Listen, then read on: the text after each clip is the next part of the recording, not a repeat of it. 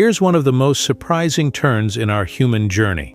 Anatomically modern Homo sapiens, biologically identical to us, have been walking the planet for at least 200,000 years. If you took one of those ancient individuals, gave them a haircut, dressed them in jeans and a hoodie, they'd pass through a crowd today unnoticed. But here's the twist. During most of those 200,000 years, things stayed pretty uneventful. No cave murals, no musical instruments, no ornate burials, no decorative beads, no trace of religion, myth-making, or abstract ideas, just small communities surviving, crafting simple stone tools, hunting, gathering, and making do. Then, around 50,000 years ago, everything changed. A sudden surge of innovation bursts onto the archaeological stage. Out of the blue, we see vibrant cave art appearing in deep, hidden chambers. People begin making ornaments, carving figurines, and possibly even braving the open ocean to explore far-off islands invisible from shore. So, what shifted? Why the long build-up? What held us back from behaving like ourselves? This rapid transformation, called behavioral modernity by scientists, remains one of anthropology's greatest mysteries. At first, experts proposed a neat and bold explanation: a single genetic mutation that reconfigured our brains for symbolism, speech, and culture. Enter the star suspect, the gene FOXP2. First identified in the 1990s, it was associated with families struggling with unusual speech and language issues. Scientists also discovered it governs multiple other genes tied to brain function. Excitement grew fast. Could FOXP2 be the elusive trigger that sparked our humanity? But in 2007, the story took a sharp turn. A research team led by Pabo sequenced the FOXP2 gene from Neanderthals. And guess what? They carried the same version we do. So it wasn't an exclusive human innovation after all. Sure, FOXP2 still plays a role in speech, but it couldn't fully explain why Homo sapiens suddenly began expressing themselves around 50,000 years ago. Meanwhile, archaeologists were digging up evidence that challenged the established timeline. In Blombos Cave, South Africa, they found etched red ochre, pigment blocks marked with deliberate patterns. These discoveries date back more than 70,000 years. Turns out, humanity's creative fire didn't ignite from a lone mutation or instant shift. It had been kindling far earlier than we assumed. We're talking artifacts stretching back to 100,000 years ago. Near these finds were seashells pierced with tiny holes, likely strung into jewelry or worn to indicate social standing. That goes far beyond basic survival. That's about identity. That's symbolic expression. And it only gets more astonishing. Over at Pinnacle Point, a site along the South African shoreline, researchers uncovered evidence that early humans were heat-treating stone with fire, an advanced method that produced sharper, longer-lasting tools. They also harvested shellfish in ways that revealed deep understanding of tidal rhythms and seasonal patterns. These people weren't merely making do. They were strategizing and taking control of their world. And get this, some of those layers date back 64,000 years. That's significantly earlier than the often cited explosion of human innovation at 50,000 years ago. But the revelations didn't stop there. At the Deep Kloof rock shelter, scientists discovered painted ostrich eggshells that had served as water containers.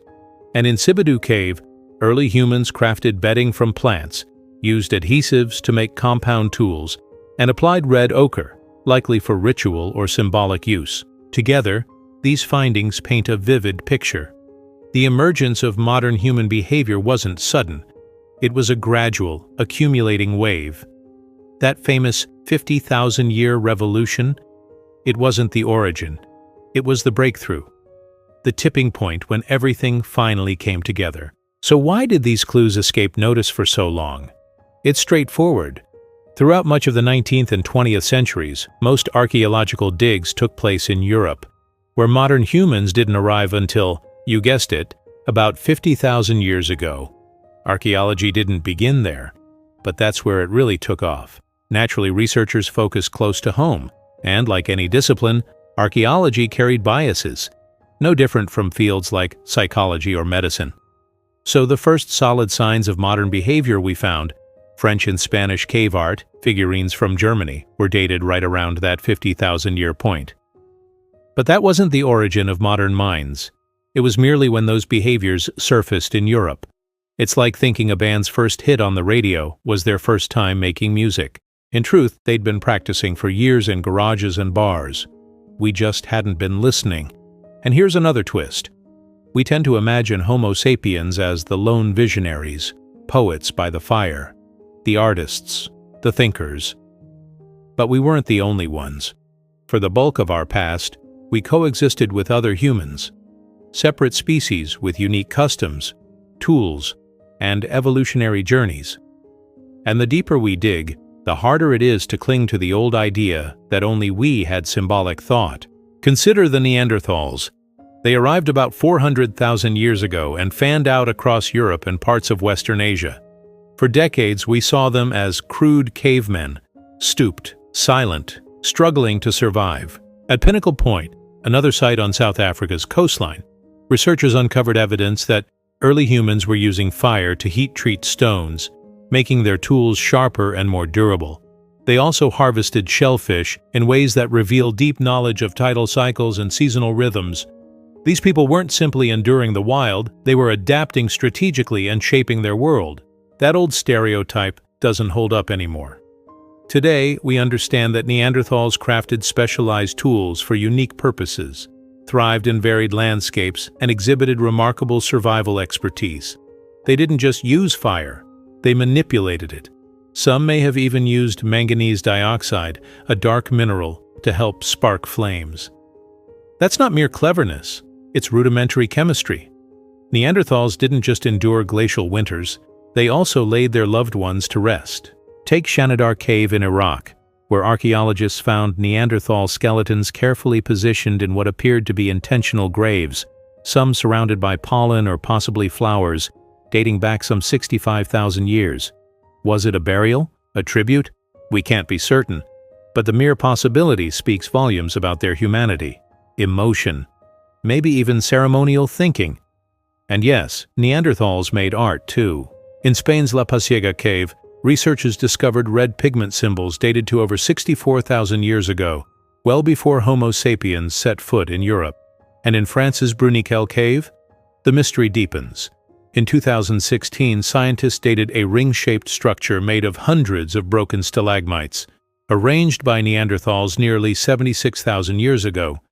It sits far inside the cave, more than 300 meters from daylight, constructed in utter darkness. That's not just reaction, it's purpose, deliberate action, possibly even symbolism. And Neanderthals weren't our only artistic relatives. Enter the Denisovans, mysterious cousins from Siberia. Their story began in 2010, when scientists identified a fragment of a young girl's pinky in Denisova Cave, deep in Russia's Altai Mountains. Her DNA, unlike that of Neanderthals or modern humans, she represented a whole new chapter in our evolutionary story. And the twist? Denisovans didn't just survive. They left their genetic fingerprints. Today, people in regions like Melanesia and among Australian Aboriginal populations carry up to 4% Denisovan DNA. That's not distant history. It's living heritage. And get this, Denisovans had a sense of flair. In 2019, a bracelet made from green chloride was found in Denisova Cave, dating back more than 40,000 years. It was finely polished with a drilled hole, likely created using an early form of rotary tool. This wasn't just a rock, it was expert craftsmanship. And here's the mind-blowing part. It wasn't made by us. That bracelet could be the earliest known piece of fine jewelry. The Denisovans had elegance and the skills to make it real.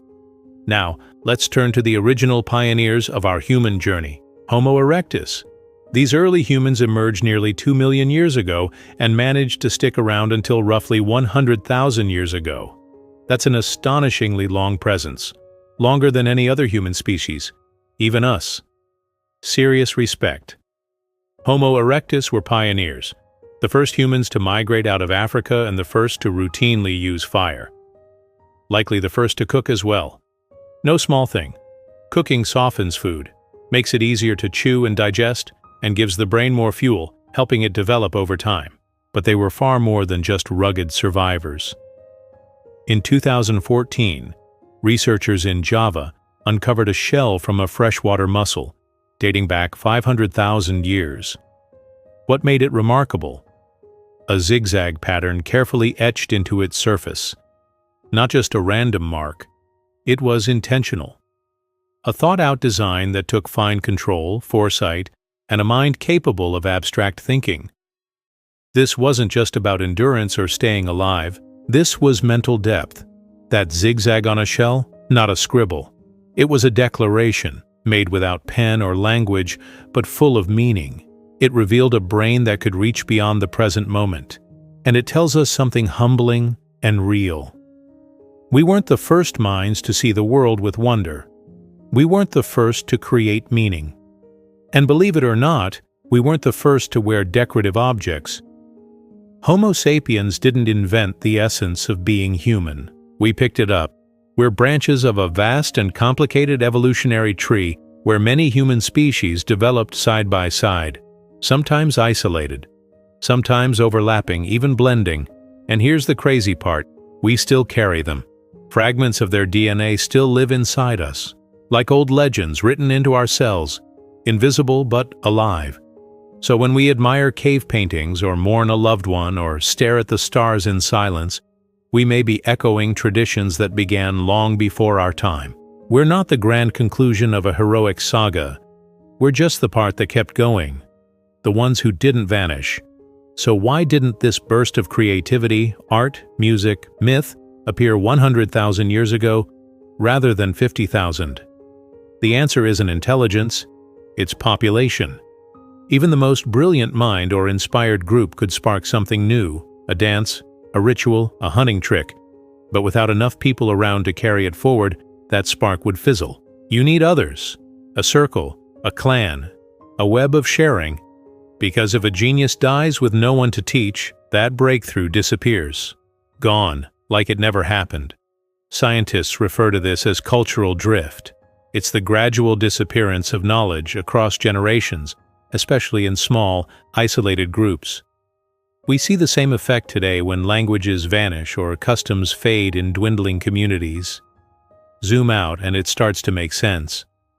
For the majority of Homo sapiens history, our numbers were extremely low, as in staggeringly low. We're talking maybe a few thousand people stretched out over entire continents. Some genetic evidence even points to periods when the number of humans capable of reproducing worldwide may have dipped to between 1,000 and 10,000. That's fewer than what you'd find at an average trade conference. That's smaller than a typical online gaming server. So, was human creativity absent?